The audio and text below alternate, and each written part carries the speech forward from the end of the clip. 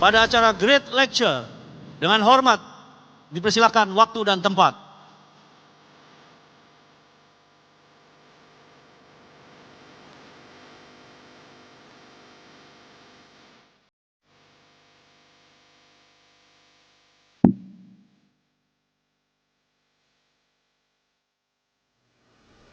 Yang terhormat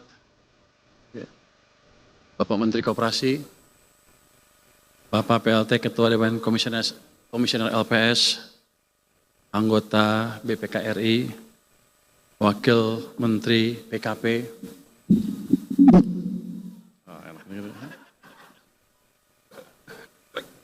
terima kasih. Wakil Menteri Transmigrasi, Ketua Dewan Direktur Great Institute, Bapak Fuad Wazir, mantan Menkyu, senior saya berarti Pak. Bapak Rocky Gerung, yang siap-siap memprotes saya sebentar lagi di medsosnya di beliau. Anggota Komisi 5 DPR RI, Bapak Musa Rajeksa. Assalamualaikum warahmatullahi wabarakatuh. Selamat siang, salam sejahtera untuk kita semua. Ya, pertama-tama saya ingin mengucapkan terima kasih kepada Great Institute yang telah menghadirkan saya pada siang hari ini. Jadi sebetulnya Pak, Bapak-Bapak, ini kegiatan dibuat untuk mendukung saya menjadi ketua LPS lagi. Kata Bang Saganda, harus promosi lu Pur. Siap. Jadi kita LPS membiayain kegiatan ini Pak. Rupanya Great Institute ini over deliver. Bukan jadi ketua LPS, tahu-tahu jadi Menkyu. Jadi saya jadi bingung, Bang Saganda gimana ini? Anda salah strategi, kekencengan gasnya, pelanin dikit. Tapi saya bersyukur ditunjuk sebagai Menteri Keuangan, mungkin di posisi ini saya bisa memberi kontribusi lebih banyak dibandingkan di LPS mungkin. LPS juga lembaga penting, tapi duduknya di belakang. Kalau bang-bang jatuh, baru kita bekerja keras. Jadi, tapi di sana gajinya gede.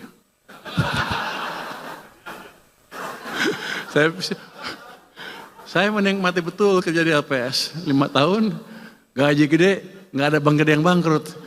Jadi nganggur. Bulanan nggak boleh ngomong itu ya Bu saya Bu ya. Bulanan saya lihat tadi bulan. Jadi waktu dilantik di Kementerian Keuangan, saya tanya ke Sekjen,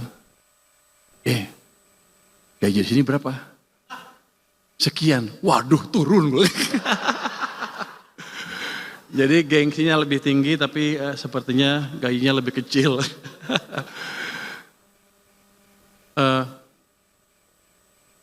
Saya insinyur dari ITB, kemudian belajar ekonomi.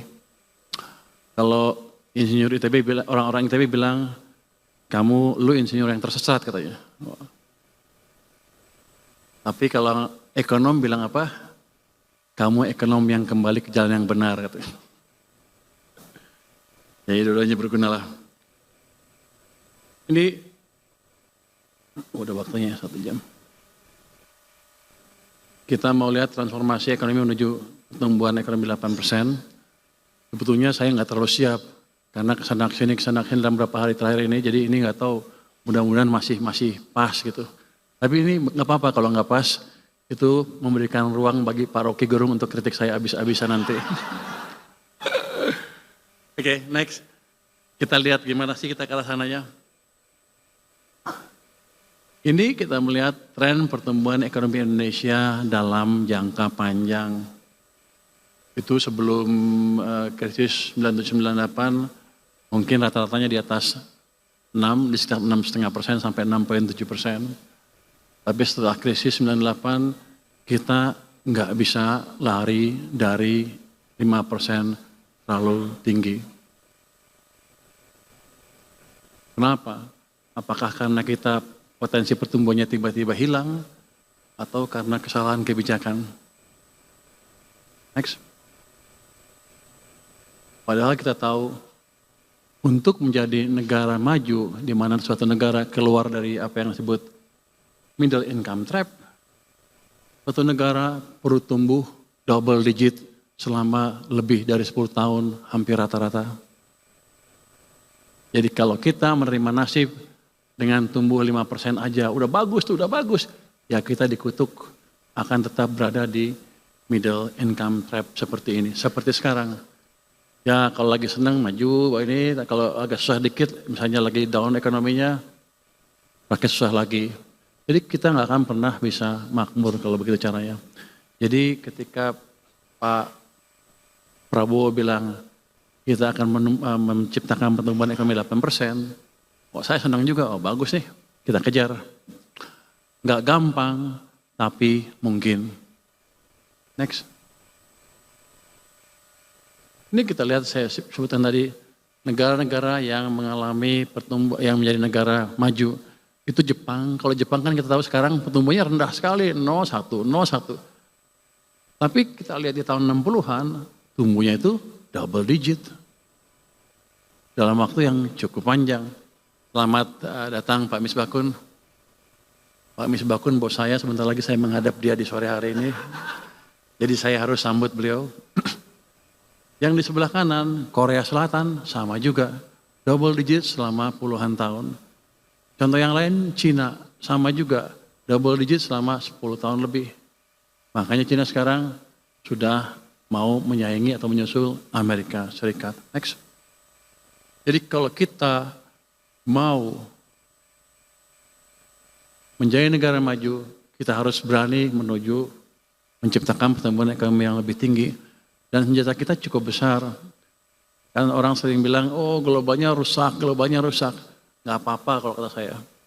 Domestic demand kita itu adalah konsumen ditambah dengan investasi, itu hampir 90% dari kekuatan ekonomi kita. Kalau kita manage itu dengan baik, ya kita bisa tumbuh dengan baik juga.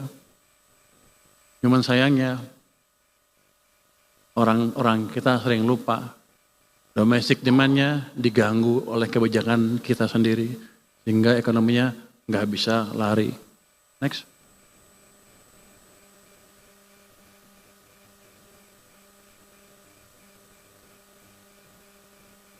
Ada perdebatan, kalau kita ingin menciptakan pertumbuhan ekonomi yang cepat, siapa yang sebaiknya mendorong pertumbuhan ekonomi? Pemerintah atau swasta? Waktu Pak SBY dulu mengambil alih kepemimpinan, dia cerita tentang buku yang disebut Commanding Height. Itu perdebatan antara private sector dan government sector. Dari pengalaman kita, salah satu aja nggak bisa, harus dua-duanya, baru ekonomi kita bisa tumbuh double digit. Kira-kira gitu. Next. Nah ini kalau ini, saya dongkrak anti sedikit. Saya kan pengen dekat ke presiden sedikit ya waktu itu ya. Ya coba pelajarin Sumitro ngajarin apa sih yang disebut Sumitronomics. Ternyata pilarnya 3 Sumitronomics itu. Ini dipakai di Orde Baru ya. Pemerataan, manfaat pembangunan, stabilitas nasional yang dinamis, dan pertumbuhan ekonomi yang tinggi. Yang dikerjakan oleh Pak Ferry sekarang, itu dan lain-lain, itu adalah pemerataan manfaat pembangunan dan sekaligus menciptakan stabilitas nasional yang dinamis. Jadi program MBG sepertinya program yang aneh, bagi-bagi duit. Tapi kalau kita lihat filosofi ini, sebetulnya itu tujuannya adalah untuk menciptakan pemerataan pembangunan dan sekaligus menjaga stabilitas sosial politik. Itu program yang baik, hanya perlu didukung oleh satu lagi yang atas, pertumbuhan ekonomi yang tinggi. Next. Kita akan cerita bagaimana kita bisa menciptakan pertumbuhan ekonomi yang tinggi. Waktu mulai perang dagang, perang di Tuh, Rusia, semua orang takut, semua orang, tambah lagi perang Israel, semua orang memperkirakan global akan hancur, ekonomi akan hancur, di dunia di luar sana gelap gulita, kita pun prospeknya akan suram. Indonesia cemas katanya. Waktu IMF mengeluarkan prediksi, wah Indonesia akan turun ekonominya, dunia akan turun. Saya bilang waktu itu ya, kalau sekarang udah nggak boleh ya Menteri Keuangan deh, boleh nggak ya? Boleh kali ya. Ini kan boleh ya, ini kan aktivis semua. Jadi boleh kritik-kritik sedikit. Jadi saya bilang, jangan percaya IMF. Mereka nggak pintar-pintar amat. Saya ditegur tuh, kenapa kamu gaya cowboy begitu? Tapi memang saya tahu mereka nggak pintar.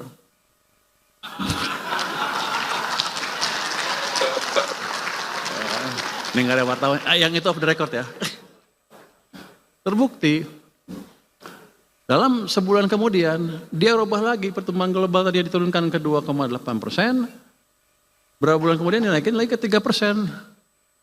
Wah, kok begitu? Kita diturunkan ke 4,7. Berapa bulan kemudian lagi dinaikin ke 4,8. Saya yakin bulan depan dinaikin lagi. Menuju 5 lagi. Artinya apa? Memang ketika keadaan lagi goncang gitu, gak ada yang bisa memprediksi dengan akurat. Ya orang kita aja yang agak-agak silau sama orang asing, begitu orang asing turunkan, kita ikut, kita akan suram. Saya bilang jangan takut, domestic demand kita kuat, kita jaga aja, selesai. Tapi yang ini menunjukkan bahwa ya kita jangan terlalu takut sama prediksi-prediksi asing, mereka nggak sepintar kita juga, nggak boleh ngomong gitu juga katanya. Nggak boleh ngomong mereka nggak sepintar kita. Itu panitia menuduh saya, kamu bilang IMF bodoh ya? Enggak, saya bilang mereka nggak sepintar saya.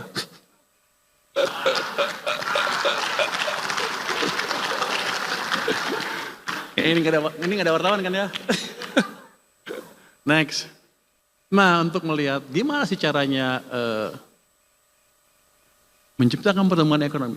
Saya sengaja keluarkan gambar ini untuk balik ke teori ekonomi.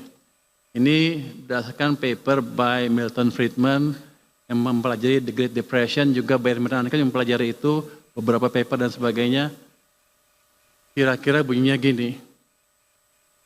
Mereka belajar krisis 1930. Mereka teka-teki pada waktu itu. Kenapa bunga nol ekonomi Amerika masih hancur juga? Harusnya kan jalan. Terus mereka pelajarin. Walaupun bunganya nol, tapi uangnya tumbuhnya negatif. Yang ini M0 atau mereka bilang base money ya. Uangnya tumbuhnya negatif. Ini yang artinya di sistem uangnya kering. Makanya ekonomi hancur. Itu yang menjadi landasan dia mengumumkan teori, katanya kalau Anda lihat kebijakan moneter, jangan dari suku bunga aja. Anda lihat, bahkan dia bilang jangan dari suku bunga. Anda lihat dari laju pertumbuhan uang beredar. Kalau pertumbuhannya kencang, berarti kebijakannya longgar. Kalau pertumbuhannya negatif atau nol, kebijakannya ketat di situ. Itu teori dasar moneter. Tapi banyak orang lupa. Termasuk IMF juga kayaknya. Next. Oh itu nggak boleh ya. Tapi saya yakin IMF juga lupa. Next. Saya diketawain katanya. Ada yang di sosmed bilang, dia taruh rumus-rumus MP sama dengan apa gitu. Oh inilah rumus teori Friedman yang benar. Iya, itu buku S1. Saya baca paper S3, jadi saya lebih tinggi jadinya.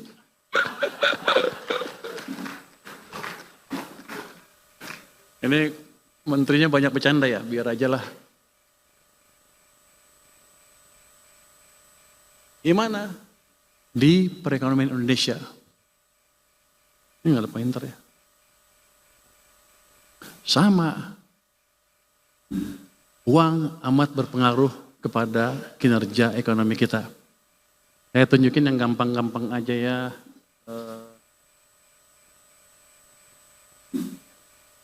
Yang hitam adalah laju pertumbuhan M0-nya, yang merah adalah kredit.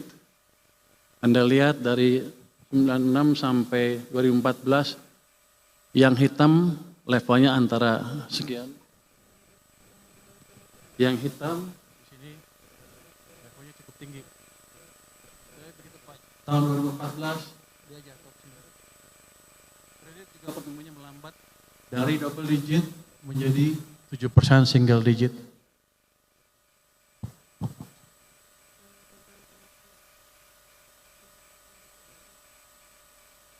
Bahkan sebelum kita COVID kan 2020 nih. 2018 uang kita M0-nya tumbuhnya rata-ratanya hampir 0. Ekonomi kita susah. Jadi sebelum krisis,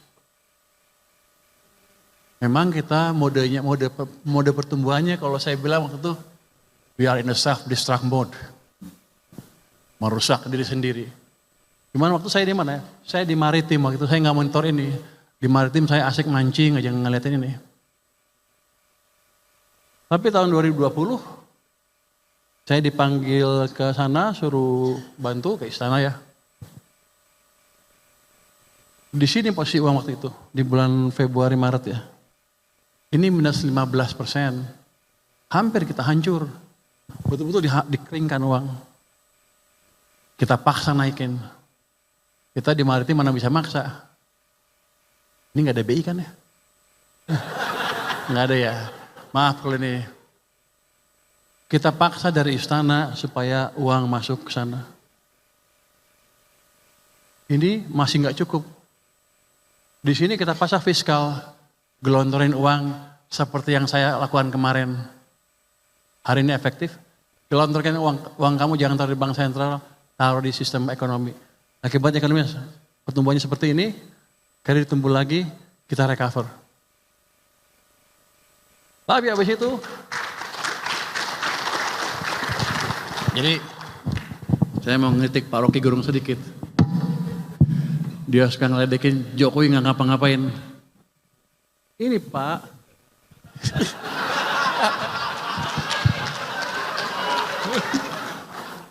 kalau di sana kan dia berkuasa, di sini saya berkuasa. Jadi ini dipaksa intervensi langsung oleh presiden sampai ke sana.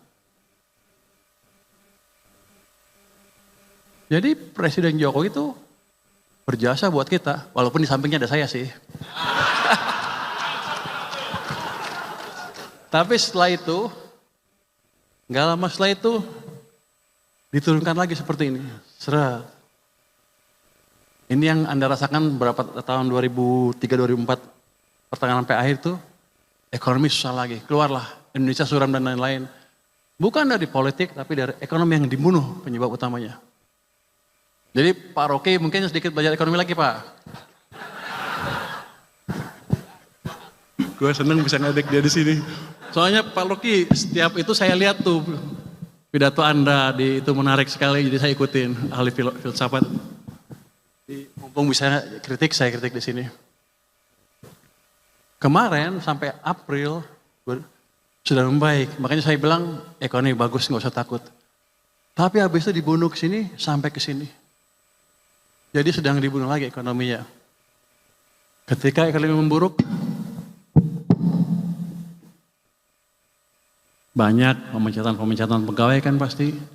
Rakyat hidupnya makin susah dan kita nggak peduli waktu itu ya. Nggak terlalu peduli, turunlah ke jalan masyarakat kita. Itu expected untuk saya. Ini nggak ada wartawan kan ya? Bebas kan nih? Hah? Mas agak aman nih? Aman ya? Media off the record ya. Saya lupa ada Kuto Komis 11. Izin Pak Ketua.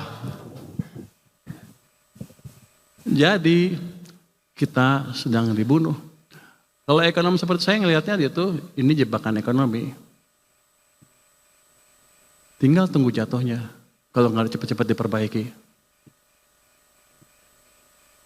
Waktu itu awal tahun tidak ada yang memberitahu. Saya mau kasih tahu takut. Saya di LPS nggak boleh ngomong begini-begini. Kalau saya sekarang di keuangan boleh lah. Karena kalau LPS tunggu di belakang nggak bisa masuk ke depan.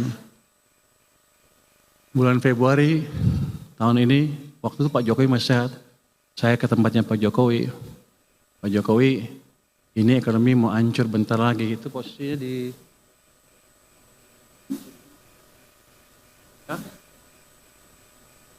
Bantu nggak Pak?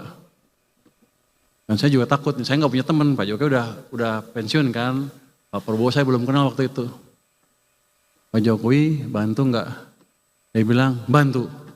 Baru saya berani kasih ke sana sini, mencoba memberikan informasi bahwa ada masalah di perekonomian.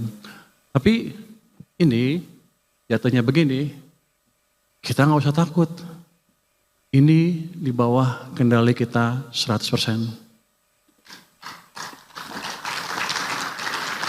Jadi selalu saya bilang, kita nggak usah takut global dan lain-lain. Kita punya policy dalam negeri yang cukup kuat, domestiknya gede, tergantung kebijakan kita sendiri. Jadi saya selalu bilang, nasib kita di tangan kita sendiri.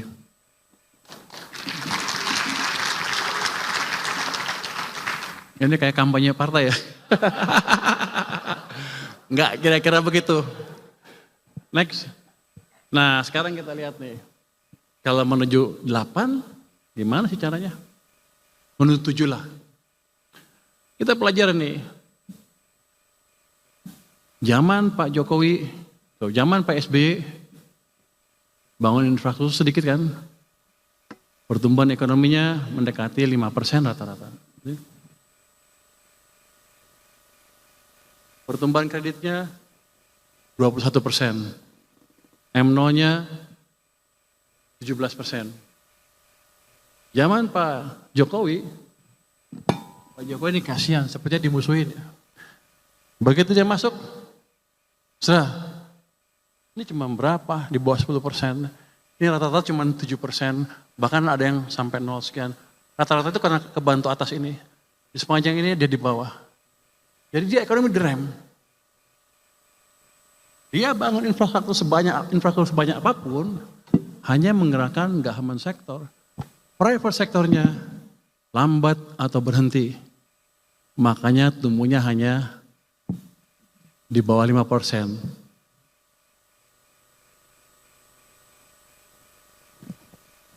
Zaman sekarang, ini dibunuh. Private sektor pasti nggak jalan kalau nggak kita balikin nih. Terus government-nya juga masih baru, belum berjalan dengan cepat. Jadi kalau kita lihat apa?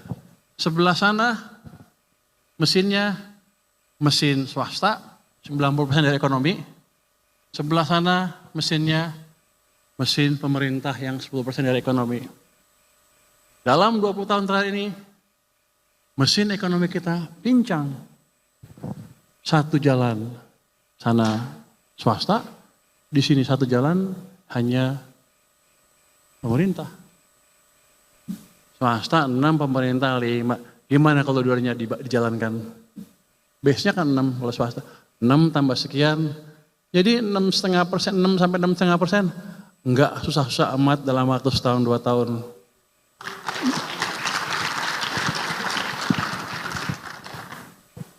Menteri Keuangan boleh ngomong gitu? Izin ya Pak Ketua. Jadi itu suatu modal utama kita. Next. Terus gimana cara mengendalikan uang itu? Next. Ini saya tunjukin aja. Pada zaman Pak SBY, utang turun. Pak Jokowi utang naik, rasio utang ke PDB-nya naik. Karena emang government led, di sana private led. Next. Berikutnya.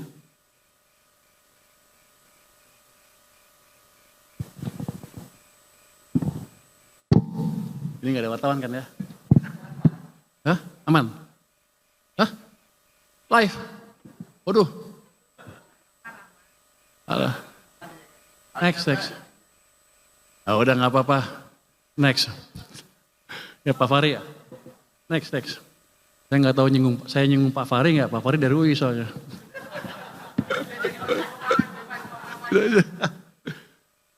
salah satu yang penyebab kenapa uang itu kering dari sistem seringkali berhubungan dengan kemampuan pemerintah membelanjakan anggaran ya.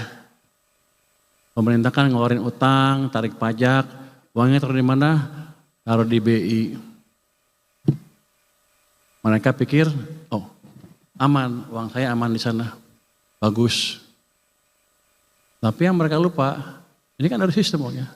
Tarik sini, di sana kering.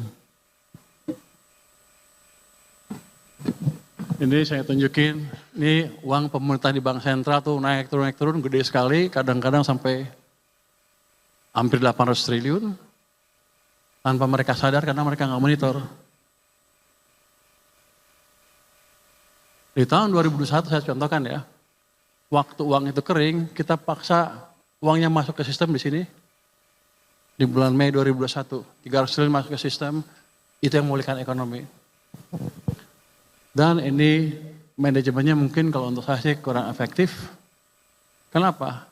Ini uang pemerintah di perbankan kadang-kadang bisa sampai 800 triliun di bulan Juni kemarin, 428 di BI, 394 di bank swasta. Sekarang di Bank Sentral ada 538, tapi terakhir 428, 425 lah.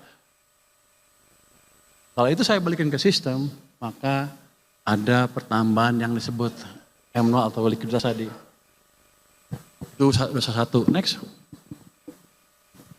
Berikutnya.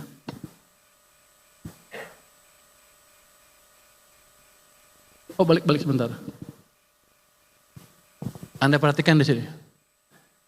Desember 2024. Ini total uang pemerintah di bank. 495 di BI, 319 di bank umum. Di akhir tahun mereka punya cash sebesar ini nganggur. Cash itu bukan cash gratis, itu dikeluarkan, didapatkan dari utang lah boleh kita bilang. Jadi kalau bunganya 7%, 8 kali 7, 8 kali 7 itu 56 triliun bunga yang kita bayar untuk uang yang nggak dipakai. Itu efisien apa enggak? Saya nggak tahu. Tapi dari situ aja ada pemborosan, ditambah dari tadi dengan uang yang di sistem, ditarik dari sistem. Jadi kita punya dosa yang cukup besar juga. Cuman pengamat-pengamat nggak ada yang tahu. Pasti kalau Pak Roke tahu udah dikilas-kilas sama dia nih. Untung dia nggak tahu. Next. Jadi dampak pertumbuhan tadi terlihat sekali tadi dampak uang tadi saya bilang tadi ekonomi zaman SBY seperti ini, zaman Jokowi seperti itu. Karena supply uang di sistemnya berbeda rezimnya. Next. Tapi berikutnya. Berikutnya. Habis ya? Next. Habis. No, yang uang BI mana? Ada tadi. Nah, dosanya bukan pemerintah aja. Bank sentral juga ikut. Ini adalah total open market operation bank sentral. Itu yang netnya 810 triliun rupiah. Jadi mereka menerbitkan surat utang SRBI kepada bank, banknya di SRBI.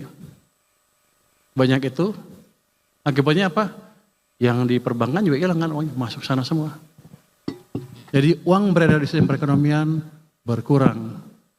Jadi angka pertumbuhan yang kecil tadi di akhir bulan ini, bulan lalu, 2 bulan lalu, itu karena dua otoritas kita mengeringkan sistem finansial, baik BI maupun keuangan. Akibatnya tadi ekonomi melambat dan kita susah. Ini gampang betulinnya. Balikin aja, potong 100-200. Saya udah masukin 200, efektif besok. Mungkin BI juga tambah 100 atau lebih. Pertumbuhan uang akan cukup, jadi nggak dibuat tinggi sekali, tapi cukup antara 15-20%. Itu bisa membalikkan arah ekonomi kita.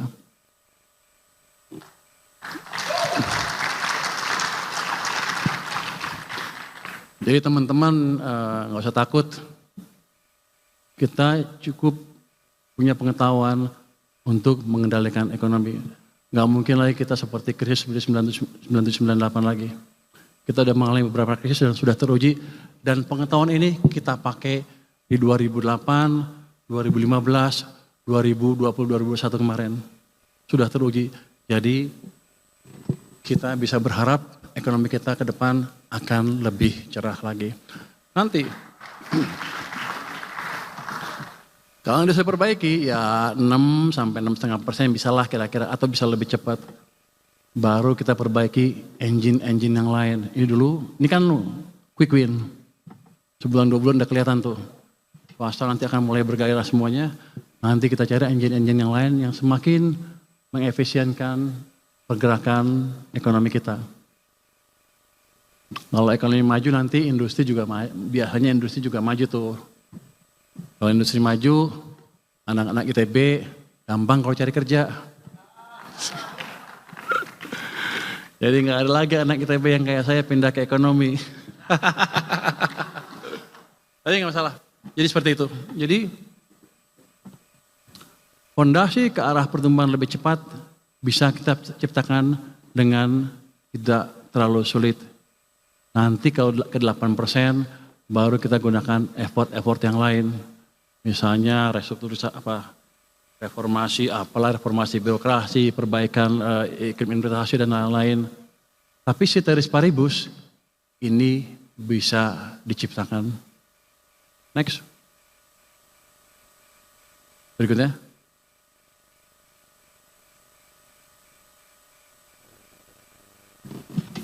Ini gambaran pasar modal kita. Dia itu mengikuti siklus ekonomi.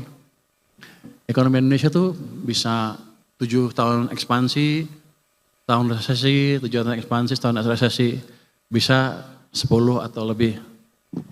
Ini saya tunjukkan di sini, kita resesi di sini resesi 2020, tahun 2000-an, ekspansi, 2008 jatuh sedikit resesi, terus naik, 2021 kemarin resesi juga, kemudian naik lagi. Itu 7-8 tahun, kalau bagus 10 tahun. Let's say kita mulai keluar tahun 2021. Kalau siklusnya tetap sama, paling sial kita bisa tumbuh sampai 2028, 2029. Tapi kalau siklusnya bisa perpanjang 10 tahun, bisa 2030, 2031, 32. Tapi yang penting ini, di sini, ini IHSG sahamnya. Pada waktu turun di sini, sampai ke resesi sana, IHSG-nya udah naik dari sekitar berapa nih?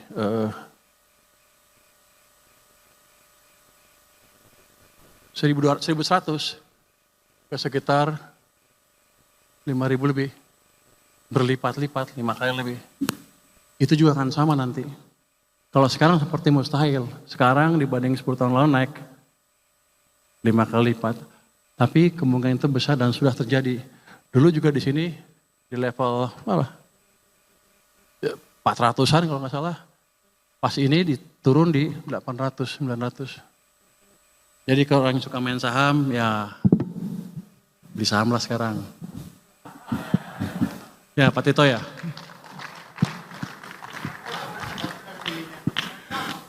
Apalagi menterinya saya, pasti sampai 10 tahun. Next. Ya, next. Habis ya. Jadi kira-kira begitu. Ekonomi kita amat dipengaruhi global, tapi kita nggak usah terlalu takut. Domestic ekonomi kita, domestic demand kita memberi kontribusi 90% terhadap ekonomi kita. Selama kita bisa memanage domestic demand dengan kebijakan fiskal dan domestik yang pas, kita bisa tumbuh cukup baik, mungkin di atas 6 sampai 6,5%. Dengan reformasi sedikit, manufacturing diperbaiki dan lain-lain, 7-8 sudah kelihatan di ujung sana.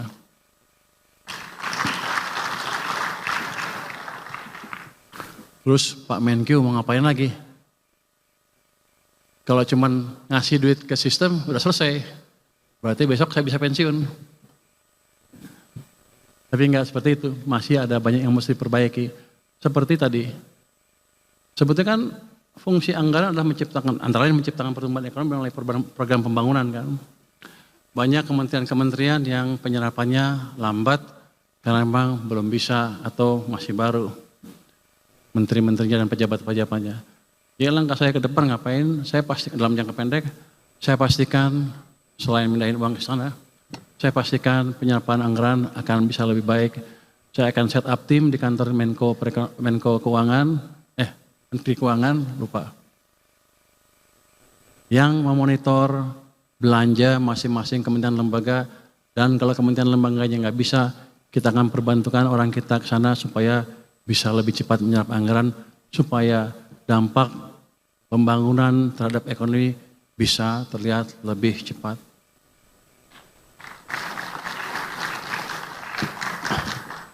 Terus dalam jangka pendek lagi, itu kan kemarin daerah-daerah ribut karena anggarannya dipotong banyak sehingga mereka menaikkan PBB nggak kira-kira. Kita menjadi hal itu. Nanti saya dengan Pak Misbakun, dengan izin Pak Misbakun nih ngomong sedikit di sini. Izin ya Pak ya. Mungkin akan memberi pelonggaran sedikit kepada transfer ke daerah. Tujuannya supaya tadi keresahan di daerah bisa dikendalikan sehingga keadaan tenang dan kita bisa membangun ekonominya dengan tenang itu. Itu saya perlu dukungan Pak Misbakun. Terima kasih Pak Misbakun sudah mendukung kami di Kementerian Keuangan. Depan akan seperti itu. Mungkin itu yang bisa saya sampaikan. Terima kasih semuanya. Wassalamualaikum warahmatullahi wabarakatuh.